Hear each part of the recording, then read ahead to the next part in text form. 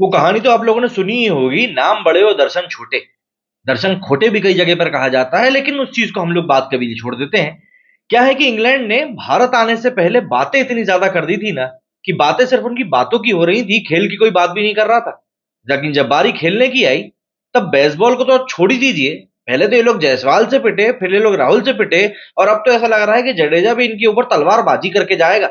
और वो भी कम पड़ रहा था तो अक्षर पटेल ने आकर जख्म के ऊपर नमक रगड़ दिया और बोला कि भाई बैटिंग तो मैं भी कर लेता हूं। इंग्लैंड वाले दरअसल यहां पर तैयारी करके आए थे इंडिया की स्पिन बॉलिंग। भाई तभी तो इन लोगों ने बैट्समैन भी वैसे ही चूज किए, तभी इन लोगों ने अपनी टीम में स्पिनर भी घुसा है। लेकिन यहां पर पासा किसका भारी पड़ गया? इंडिया की बैटिंग का। दरअसल इंडिया की बैटिंग लाइनअप ने एक तरह से कहूं तो जिस तरह की प्रॉमिस दिखाई है ना, मतलब आप 9th नंबर तक की भी बैट्समैन बैटिंग दिख चुके हैं, और 9वें नंबर तक आपको ऐसा लग रहा है कि सिर्फ बल्लेबाज ही बल्लेबाज खेल रहे हैं। मतलब आप टेक्निकली अगर हम लोग बात करें तो रविंद्र जडेजा, आर अश्विन और अक्षर पटेल, इनको आप टी20 में अगर खिलाते हैं तो आप एज अ टी20 ऑलराउंडर ही खिलाते हो। एज अ बॉलर तो आप इनको खिलाते नहीं हो। तो यहां पर अगर एक तरह से देखा जाए तो इंग्लैंड के साथ हो गया है पूरा वाला मोए मोए, क्योंकि इंग्लैंड को यहां पर समझ में ही नहीं आ रहा है कि वो वहां पर स्पिनर्स को बॉलिंग करा रहे हैं या फिर एक बैट्समैन के खिलाफ बॉलिंग कर रहे हैं। वो बेचारा एक मार्कवुड है जिसको कि एज अ पेस बॉलर खिला लिया। बेन स्टोक्स ने तो बोल दिया भाई मैं बॉलिंग नहीं करूंगा, क्योंकि इंडिया वाले तो किसी को छोड़ नहीं रहे। और इसी बात का नतीजा है कि जो रूट यहां पर इतने ओवर डाल के बैठ गया है, जितना का इनके खुद का प्राइम बॉलर भी बॉलिंग नहीं करेगा। आज इंडिया ने लिटरली इन लोगों को बताया है कि भाई तुम लोग इंडिया खेलने आए हो तो जरा बातें औकात के हिसाब से करो। ऐसा नहीं कि मैच के पहले ही तुम लोग इतनी बड़बोलापन दिखा दे रहे हो कि मैच के बाद में तुम्हारे पास बोलने के लिए कुछ बच ही नहीं रहा है। एक्चुअली इन लोगों ने मैच के पहले ही पूरा ऐसा माहौल बना दिया था ना कि हर एक चीज बहुत ही ज्यादा घटिया हो गई थी। जैसे मैं बेन स्टोक्स का एक वो बयान निकल कर सामने आया, जिसमें कि वो भाई साहब कह रहे हैं कि जब मुझे शोएब बशीर के बारे में पता चला कि उसको वीजा नहीं मिला है, तो मैंने तो साफ तौर पर बोल दिया भाई मैं इंडिया खेलने नहीं जाऊंगा, और ना मेरी टीम इंडिया खेलने के लिए जाएगी, जब ना जाएगी जब तक कि शोएब बशीर को वीजा नहीं मिल जाता। मतलब तुम साले अंग्रेजों, तुम्हारे लिए कागज कोई मायने नहीं रखते क्या? तुम लोग यहां पर खेलने आ रहे हो, तुमको यहां के हिसाब से चलना पड़ेगा कि नहीं चलना पड़ेगा? शोएब बशीर को वीजा नहीं मिला तो बेनिस्टो खेला बोल रहा था कि इंग्लैंड की टीम भारत नहीं जाएगी। एक बार भी इस आदमी ने यह नहीं सोचा कि हो सकता है भाई कुछ गलती हो रही हो। इंडिया दरअसल शोएब बशीर को वीजा इसलिए नहीं दे रहा था क्योंकि वो पाकिस्तान मूल का है। लेकिन सिर्फ यही कारण नहीं था। दूसरा कारण यह था कि पाकिस्तानी मूल के जितने भी लोग भारत के लिए वीजा अप्लाई करते हैं, उन सबको अपना पेपर वर्क बिल्कुल पुख्ता रूप से कंप्लीट रखना पड़ता है। लेकिन शोएब बशीर का पेपर वर्क कंप्लीट नहीं था, इसीलिए उसका वीजा डिले हुआ। और दूसरी बात, शोएब बशीर को साफ तौर पर कहा गया था कि भाई आपको इंडियन एम्बेसी जो कि यूके में है वहां से आपको स्टैंप लगेगा, और वो भी इसने नहीं कराया। बशीर ने क्या किया, यूएई आ गया इंग्लैंड की टीम के साथ में प्रैक्टिस करने के लिए, और अब इंग्लैंड वाले बोल रहे थे कि आप इनको यूएई में ही वीजा दे दो। अबे जब तुम हो इंग्लैंड के रहने वाले तो तुमको यूएई में कहां से वीजा मिल जाएगा? लेकिन ये तो अंग्रेज ठहरे, ये अपने आगे किसी को समझते कहां है। तो इसीलिए इनको वीजा होने में हो गई देर। अब ये बात शायद बेन स्टोक्स को समझ में आए नहीं, मुझे तो आज तक ये पढ़ा लिखा इंसान लगता था, पर अब लग रहा है कि शायद ये बहुत बड़ा बेवकूफ। खैर, हम बात करते हैं जरा स्कोर कार्ड की, और बात करेंगे कि कैसा क्या आज की टीम का हमारा खेल रहा। तो भाई आज के अगर आप इंडियन बैटिंग टीम का स्कोर कार्ड देखेंगे तो यहां पर आपको रवि अश्विन को छोड़कर, जो कि रनआउट हो गया, बदकिस्मती से रनआउट हो गया, और उसके अलावा आपको कोई भी बैट्समैन ऐसा नहीं मिलेगा जिसको कि स्टार्ट ना मिली हो। फिर आप उसको बॉलर कह लें, बैट्समैन कह लें, वो आपके ऊपर। कल हमने देखा ही था किस तरीके से रोहित शर्मा और यशस्वी जायसवाल ने टीम इंडिया को एक धाकड़ शुरुआत दिलाई थी। हालांकि यशस्वी जायसवाल अपने कल के स्कोर में ज्यादा कुछ रन स्कोर ऐड कर नहीं सके, और 80 रन के ऊपर आज जल्दी आउट हो गए। हालांकि बंदे ने 74 बॉलों में 80 रन बनाए, और सुबह भी अपने इंटेंट दिखा दिया था कि भाई वो तो वैसे ही खेलने वाला है। लेकिन यहां पर मुझे सबसे ज्यादा निराश किया है शुभमन गिल ने। शुभमन गिल की अगर हम बात करें तो पिछले कुछ टाइम में ये बंदा टेस्ट मैचेस में लगातार फेल होता हुआ आ रहा है। लगातार से मेरा मतलब है लिटरली लगातार। मतलब शुभमन गिल ने अपना आखिरी शतक टेस्ट मैचेस में 9 मार्च 2023 को ऑस्ट्रेलिया के खिलाफ अहमदाबाद के मैच में जमाया था।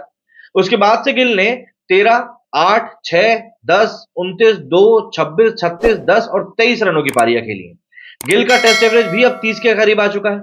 गिल ने अब तक कुल 21 टेस्ट मैच खेले हैं, और करीब 30 के एवरेज से 2 शतक और 4 शतक की बदौलत जितने भी रन बनाए उतने बनाए हैं, मतलब करीब करीब 1000। तो ऐसे में अब अगर आप देखें तो 21 टेस्ट मैचों में मात्र 1000 रन। जब आप इतनी प्रॉमिस दिखाते हो तब आपके पास में कहने के लिए कोई ज्यादा ऑप्शन बच नहीं जाते हैं। और इन्हीं के जोड़ीदार, मतलब शुभमन गिल के जोड़ीदार, मैं यहां पर श्रेयस अय्यर को इसीलिए कह रहा हूं क्योंकि अय्यर भाई साहब के बिना हाल कुछ ऐसा ही बेहाल है। मतलब आज के मैच में अगर आप बात करो तो श्रेयस अय्यर जिस तरीके से आउट हुआ ना, उस आउट होने के बाद में इंसान को बोलना चाहिए कि भाई मैं हार्डवेयर की दुकान पर जा रहा हूं कुल्हाड़ी लेने के लिए, मुझे जरा अपना पैर काटना है, क्योंकि मेरे से रन तो बन नहीं रहे, तो मैं सोच रहा हूं अपना पैर ही काट लूं।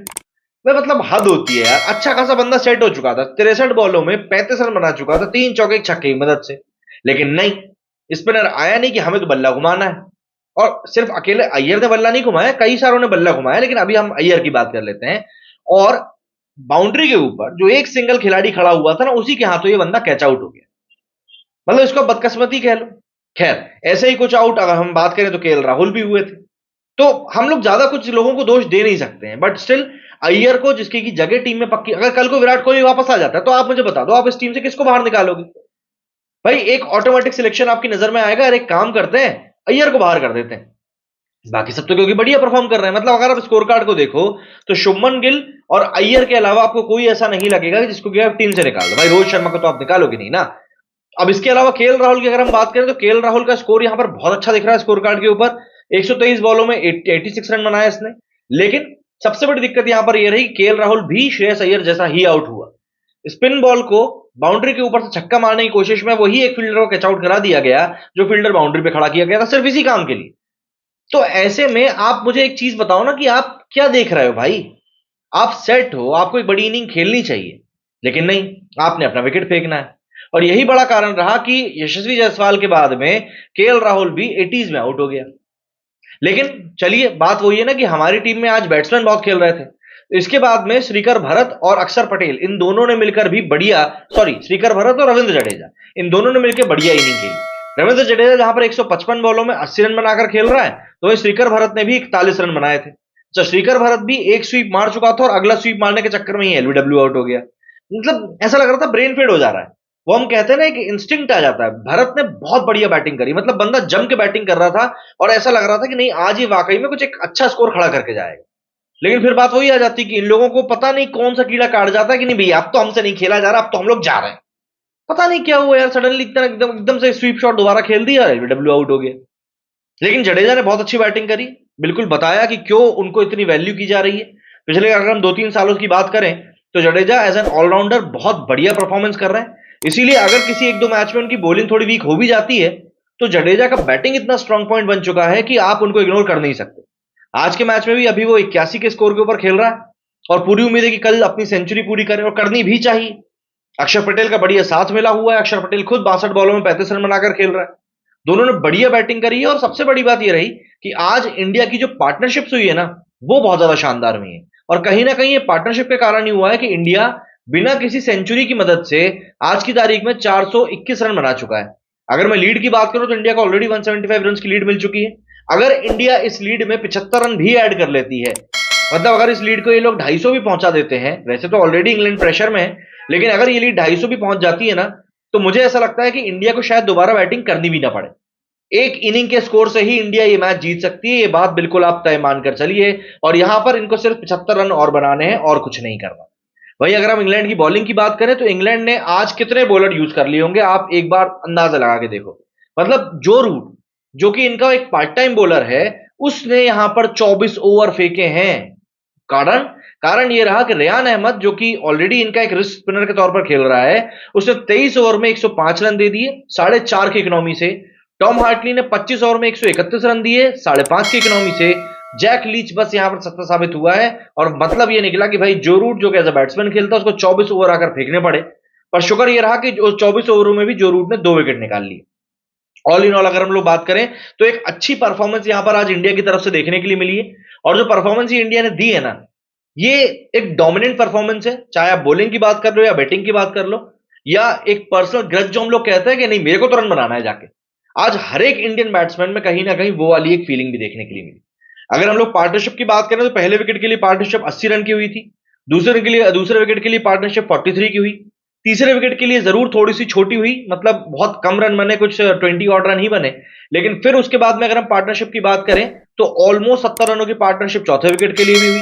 फिर उसके बाद में अगर हम तीसरी पार्टनरशिप की बात करें तो वो भी 50 रन से ज्यादा को हुई।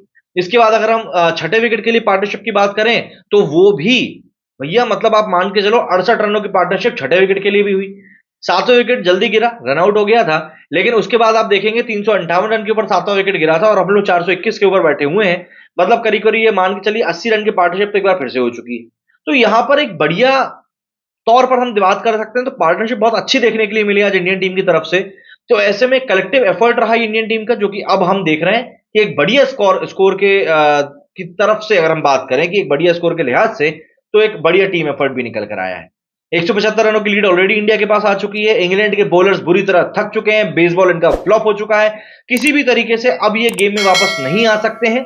एक मिरेकलस इनिंग ही अब इनको यहां पर बचा सकती है, एक बात आपको माननी पड़ेगी। वरना अभी जिस कंडीशन में इंग्लैंड की टीम है और जो माइंडसेट उनका नजर आ रहा है ना, उनके झुके हुए कंधों को देखते हुए, उसे देखकर तो ऐसा ही लग रहा है कि इंडिया मोस्ट प्रोबेबली कल ये मैच खत्म कर देगा। और अगर थोड़ा बहुत भी रेजिस्टेंस इंग्लैंड की तरफ से आया तो डे 4 का फर्स्ट सेशन एट मोस्ट, इससे ज्यादा ये मैच नहीं चलने वाला है। क्या कहना है आप लोगों का, कमेंट करके जरूर बताइएगा। मेरे स्टूडियो फिलहाल इतना ही। जय हिंद, जय भारत।